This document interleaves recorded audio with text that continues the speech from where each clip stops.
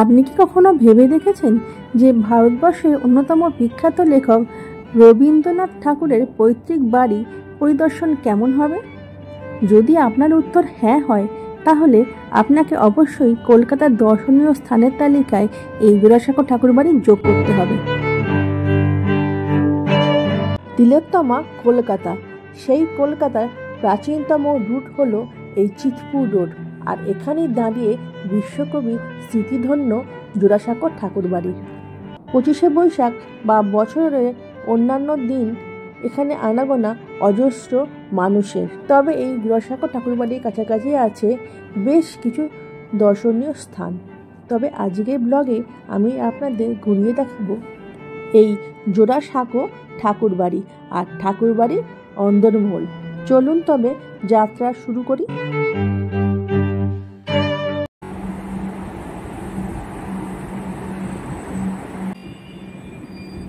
Hi friends, welcome back to my channel. আজ 25শে বৈশাখ। আজ আমরা যাচ্ছি জোড়াসাঁকো ঠাকুরবাড়ি। একদিকে যেমন বাসে করে খুব সহজেই হাওড়া কিংবা শিয়ালদা থেকে এখানে পৌঁছানো যায়, ঠিক তেমনই মেট্রো করেও কলকাতার বিভিন্ন জায়গা থেকে এখানে আসা যায়। এক্ষেত্রে মেট্রো করে আসলে আপনি এমজি রোড কিংবা গিরিশ পার্ক মেট্রো স্টেশনে নামতে পারেন।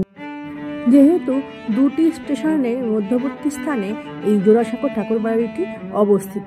1784 খ্রিস্টাব্দে কলকাতার উত্তরে গড়ে ওঠা এই ঐতিহাসিক জমিদার বাড়িটি কবিগুরু রবীন্দ্রনাথ ঠাকুরের জন্মস্থান। মেট্রো থেকে নেমেই এই বাড়ির দূরত্ব পায়ে হেঁটে মাত্র 10 মিনিট। আবার আপনারা চাইলে 30 টাকা অটো ভাড়া করে এই স্থানে পৌঁছতে পারেন। দূর দূর থেকে মানুষ এই স্থানে ছুটে এলেও 22শে শ্রাবণ এবং 25শে বৈশাখ এখানে জনসমাগম হয় সব থেকে বেশি। কারণ এই দুটি দিনে ঠাকুরবাড়ির প্রত্যেকটি দ্বার সকলের জন্য উন্মুক্ত থাকে। এই দুটি দিনে কোনো রকম প্রবেশ মূল্য না লাগলেও বছরের আর বাকি দিনগুলোতে জনপ্রতি মাত্র 20 টাকা প্রবেশ মূল্য দিয়ে আপনি এখানে প্রবেশ করতে পারবেন। সপ্তাহের মঙ্গল থেকে রবিবার সকাল 10:30 থেকে বিকেল 4:30 পর্যন্ত এই রবীন্দ্র ভারতী মিউজিয়াম মানে জোড়াসাঁকো ঠাকুরবাড়ি সম্পূর্ণ খোলা থাকে, কিন্তু সোমবার দিনটি সম্পূর্ণ বন্ধ থাকে। এছাড়াও এখানে light and sound show Bangla ভাষায় হয় প্রতিদিন সন্ধ্যে 6টা থেকে 6:40 পর্যন্ত। অন্যদিকে এই নিয়মেই ইংরাজি ভাষায় এই শো দেখানো হয় প্রত্যেক দিন সন্ধ্যে 7টা থেকে 7:40 পর্যন্ত। তো আমরা এবার ঢুকে পড়েছি ঠাকুরবাড়ির অন্দরমহলে। তো চলুন এবার আপনাদের ঘুরিয়ে দেখাই সবটা।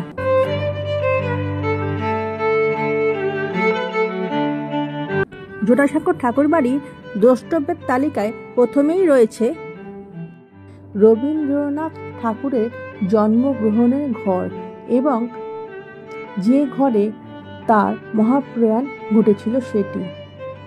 এছাড়াও রয়েছে রবীন্দ্রনাথের খাবার ঘর, মৃণালিনী দেবীর রান্নাঘর, সঙ্গীতের ঘর ও পুজোর ঘর।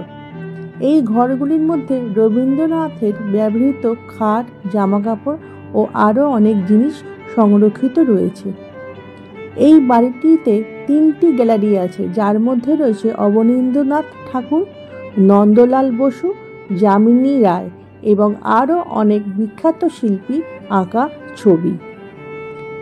রবীন্দ্রনাথের শিলাইদহ কুটিরের কিছু ছবি দেখা যায়। গীতাঞ্জলি ও নোবেল পুরস্কারের গল্প টুকরো টুকরো অংশে এই বাড়িটিতেই নানা জায়গায় সাজানো আছে। আর এখানে নাইটহুড ত্যাগের সরকারি চিঠির কপিটি খুব যত্ন সহকারে সংরক্ষিত রয়েছে। এর মধ্যে 2টি গ্যালারি জাপান ও চীন সরকারের উদ্যোগে তৈরি হয়েছে। জোড়াসাঁকো ঠাকুরবাড়ির বর্ণনা দিতে গেলে প্রথমেই বলতে হয় বিশালাকার লাল বাড়িটার কথা, যার চারদিকে ঘিরে রয়েছে সুসজ্জিত গাছপালা। এই বাড়ির প্রতিটি কোণে পাওয়া যায় জমিদারি ঐতিহ্যের ছোঁয়া। রবীন্দ্রনাথ, অবনীন্দ্রনাথ, গগনেন্দ্রনাথ, জ্যোতিরিন্দ্রনাথ প্রমুখদের পাশাপাশি মহর্ষি দেবেন্দ্রনাথ, প্রিন্স দ্বারকানাথ প্রমুখ বিখ্যাত ব্যক্তিত্বদের স্মৃতি আর ইতিহাস নিয়ে দাঁড়িয়ে আছে জোড়াসাঁকো এই ঠাকুরবাড়ি। বিশ্বভারতীর তত্ত্বাবধানে খুব সুন্দরভাবে যত্নের মধ্যে এই বাড়ি আর বাড়ির ভিতরের ঘর, তার আসবাবপত্র ও অন্যান্য সংগ্রহশালার উপাদানগুলিকে সংরক্ষণ করা হয়েছে। বাড়ির ভিতর এবং বাইরের পরিবেশ দুটোই অত্যন্ত পরিষ্কার পরিচ্ছন্ন। ঠাকুরবাড়ির দোতলা আর তিনতলাতেই মূলত অনেক কিছুই দর্শনীয় রয়েছে। 1784 সালের কলকাতার বড় বাজারের বিখ্যাত শেঠ পরিবারের বৈষ্ণবচরণ শেঠ জোড়াসাঁকোর জমিটি নীলমণি ঠাকুরকে লক্ষ্মী জনার্দন জিউয়ের নামে দেবোত্তর সম্পত্তি হিসাবে দান করেন। তারপর 1785 সালে এই জমিতে জোড়াসাঁকো ঠাকুরবাড়ি নির্মিত হয়। নীলমণি ঠাকুর এই বাড়ির ইমারত গড়ে তুললেও দ্বারকানাথ ঠাকুরের সময় থেকেই জোড়াসাঁকো ঠাকুরবাড়ির খ্যাতি ছড়িয়ে পড়ে। দ্বারকানাথ ঠাকুর তৎকালীন সময়ে খ্যাতনামা শিল্পপতিদের মধ্যে অন্যতম ছিলেন। এই বাড়ির সঙ্গে জুড়ে রয়েছে বিখ্যাত সব মানুষের নাম। বাংলার নবজাগরণের অন্যতম পীঠস্থান ছিল এই বাড়িটি।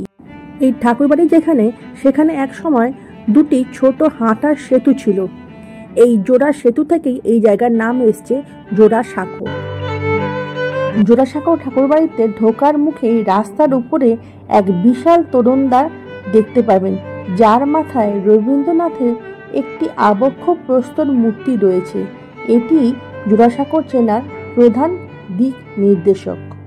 শুনলে অবাক হবেন, 35,000 বর্গফুট জুড়ে গড়ে ওঠা এই ঠাকুরবাড়িতে ঘর আছে মোট 700টির মতন। তবে এই বিশেষ দিনগুলোতে 150টির মতন ঘর খোলা থাকে। তবে এখানে এই বিশেষ দিনগুলো ছাড়া ভিডিওগ্রাফি বা ফটো তোলা নিষেধ। চলুন এবার আস্তে আস্তে উপরে উঠে মিউজিয়াম দেখা শুরু করি। দোতলাতে ওঠার মুখেই রয়েছে মহর্ষি দেবেন্দ্রনাথের আবক্ষ মূর্তি, চওড়া কমন বারান্দা আর তার পাশে সার ঘর। প্রথমেই যে ঘরটায় ঢুকলাম সেখানে আছে একটা বড় খাবার টেবিল, আর তার পাশে দেওয়ালে টাঙানো ছবি আর আসবাবপত্র। এটা কবির খাবার ঘর, অর্থাৎ এটা ছিল ডাইনিং রুম।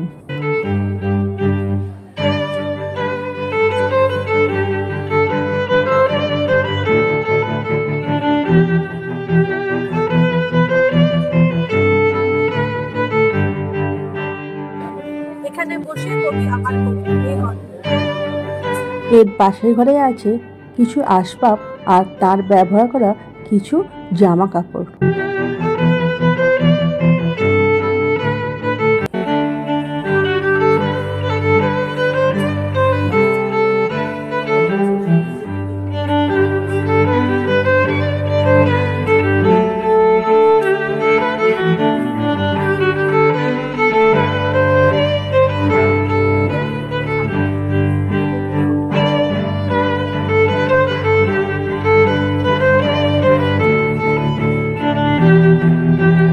পরের ঘরটা রবি ঠাকুরের একদম আপনার, যেখানে কবি শুতেন। আজ সেই ঘরটা খুব সুন্দর করে সাজানো হয়েছে।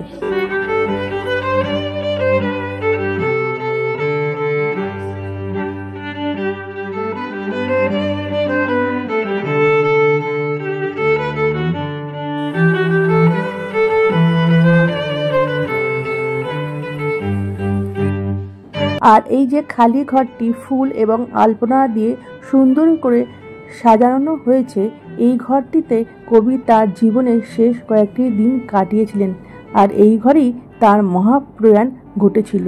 আর এই ঘরে বসেই তিনি লিখেছিলেন তোমার সৃষ্টির পথ কবিতাটি, যা কিনা রবীন্দ্রনাথের লেখা শেষ কবিতা হিসেবে বিবেচিত হয়। আর এই আলপনা দেওয়া জায়গাটায় কবি সাহিত্য ছিলেন। আর এখানে যে একটি দীর্ঘ ব্যালকনি রয়েছে, এখানে রবীন্দ্রনাথের শল্য চিকিৎসা হয়েছিল। হাসপাতালের বদলে বাড়ির বারান্দাকেই অপারেশন থিয়েটার বানিয়ে সেকালের বিখ্যাত চিকিৎসক ডক্টর বিধানচন্দ্র রায়, নীলরত্ন সরকার প্রমুখদের তত্ত্বাবধানে রবীন্দ্রনাথের শরীরে অস্ত্রোপচার করা হয়। আজও সেই স্মৃতি হিসাবে মহর্ষি ভবনের দোতলায় বারান্দায় এই কাঁচের বক্সের মধ্যে অস্ত্রোপচারের প্রতিরূপ সাজানো আছে। তার পাশেই রয়েছে কিছু ছবি, যেখানে দেখতে পাচ্ছি আমরা হাজার হাজার মানুষ জড়ো হয়েছেন কবিগুরুর মহাপ্রস্থানের পথে সাক্ষী হতে। গোটা বারান্দা জুড়েই আছে প্রচুর ছবি ঠাকুর পরিবারের সদস্যদের। চলুন সেগুলো আপনাদের একটু ক্লোজ করে দেখাই।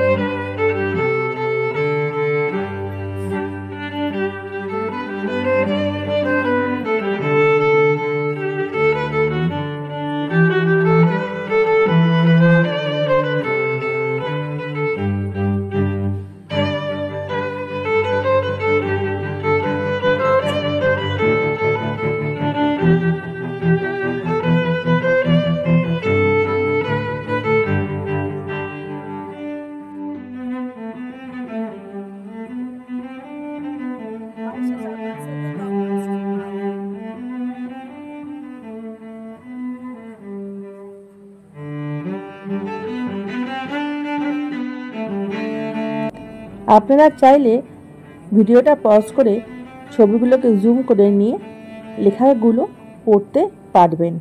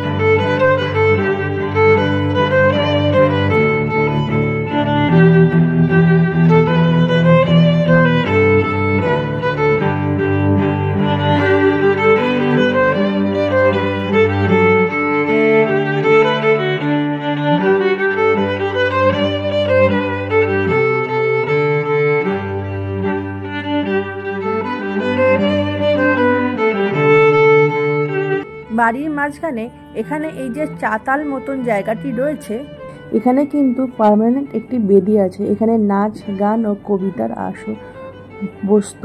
না জানি কত গুণীজন ব্যক্তি চরণস্পর্শে ধন্য এই জায়গাটি। আর একমাত্র এই জায়গাতেই ছবি তোলা যায়। এর পরের ঘরটি একটি হল ঘর। এখানে আছে রবীন্দ্রনাথ, গগনেন্দ্রনাথ এবং অবনীন্দ্রনাথ ঠাকুরের হাতে আঁকা কিছু স্কেচ।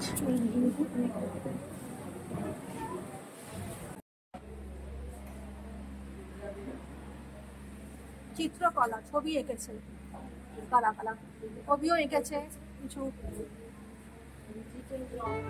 আর এই ঘরেই আছে আচার্য জগদীশচন্দ্র বসুর সঙ্গে জন্মদিনে শুভেচ্ছা বিনিময় চিঠি। কত স্বনামধন্য মানুষের সঙ্গে রবীন্দ্রনাথের ব্যক্তিগত পরিচয় ছিল তা ভাবতেই খুবই অবাক লাগে, খুবই অবাক লাগে।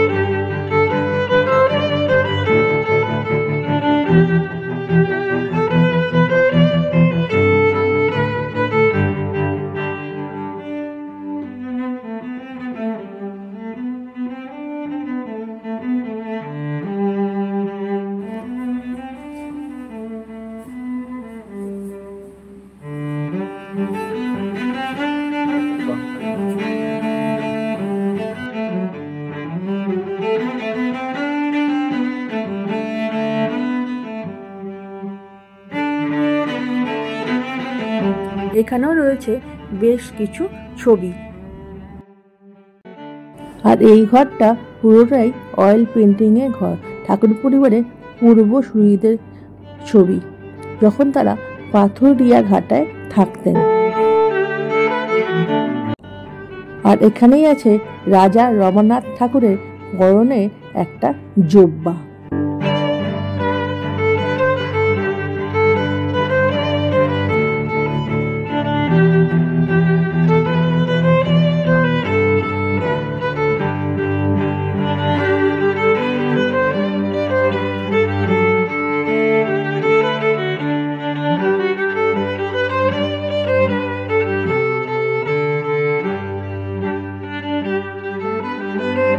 এবার ঘর থেকে বেরিয়ে রয়েছে গোটা ঠাকুর পরিবারের ফ্যামিলি ট্রি, এক একজন এক একটা নক্ষত্র।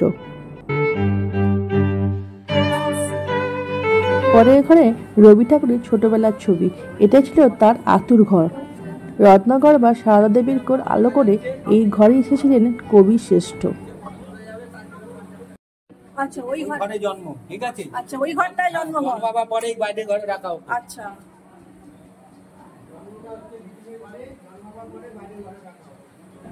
এই কাঁচের ঘরটিতেই কবি জন্মগ্রহণ করেন, আর তারপর জন্মানোর পর তাকে এই বাইরের ঘরে নিয়ে আসা হয়।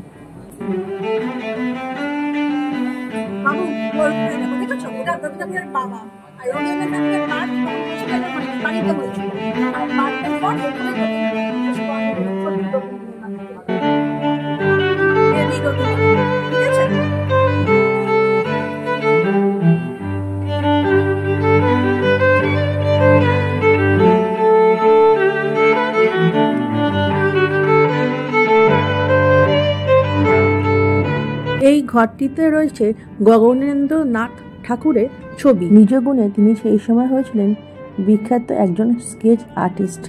এই ঘরে আছে রবীন্দ্রনাথের কোন গান কবিতা অন্যান্য ভাষায় ট্রান্সলেট করা হয়েছিল তার একটা প্রদর্শনী।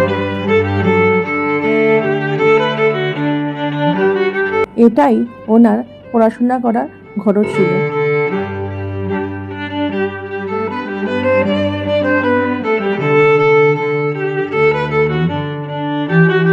আর এটা ছিল রবীন্দ্রনাথের স্ত্রী মৃণালিনী দেবীর ঘর।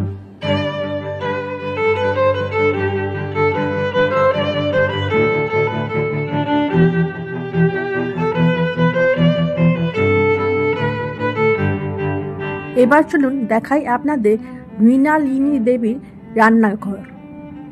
এই ঘরে বসেই তিনি রান্না করতেন নানান রকম সুস্বাদু পদের।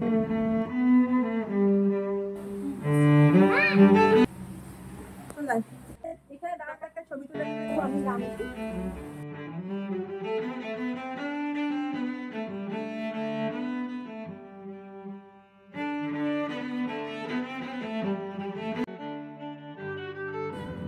ঠাকুরবাড়ির অন্দরমহল দেখা আমাদের শেষ। আমরা এবার সিঁড়ি দিয়ে নিচের দিকে নেমে যাব।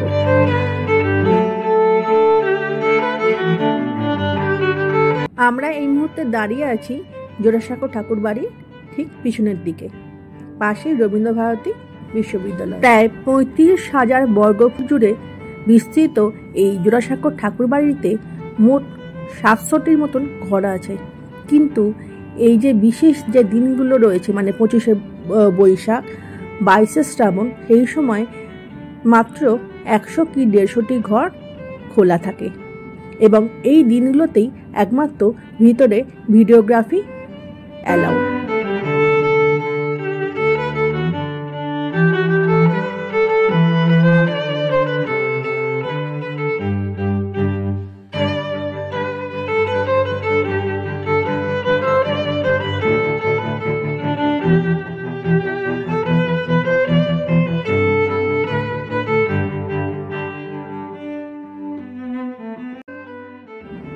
অনেক ঘরই বন্ধ এখানে পড়ে রয়েছে, কিছু ঘরের জানলা ভাঙা, মেনটেন্যান্সের অভাব, কারণ এত ঘর হয়তো মেনটেন্যান্স করা সম্ভব হয় না সব সময়তে।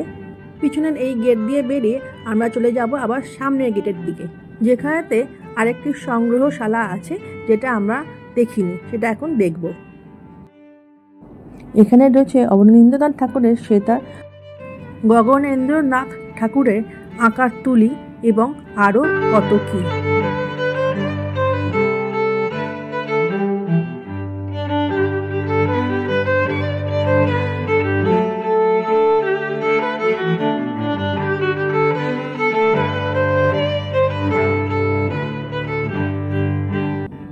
এই ঠাকুরবাড়ি ভালো মতো ঘুরতে প্রায় ঘন্টা 2 মতন সময় লাগে।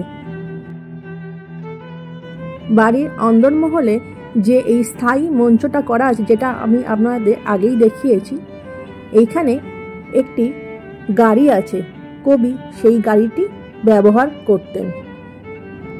এই গাড়িটি খুব সুন্দরভাবে সংরক্ষিত করা আছে। আপনারা জোড়াসাঁকো এলে এই গাড়িটি কিন্তু দেখতে ভুলবেন না।